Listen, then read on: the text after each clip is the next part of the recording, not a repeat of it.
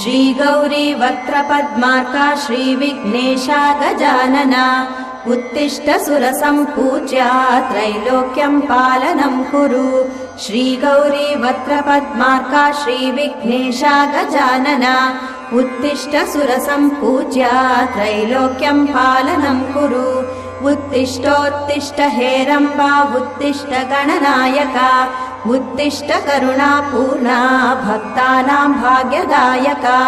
उत्तिष्ठोत्तिष्ठ हेरम्बा उत्तिष्ठ गणनायका उत्तिष्ठ करुणापूर्णा भक्तानां भाग्यदायका।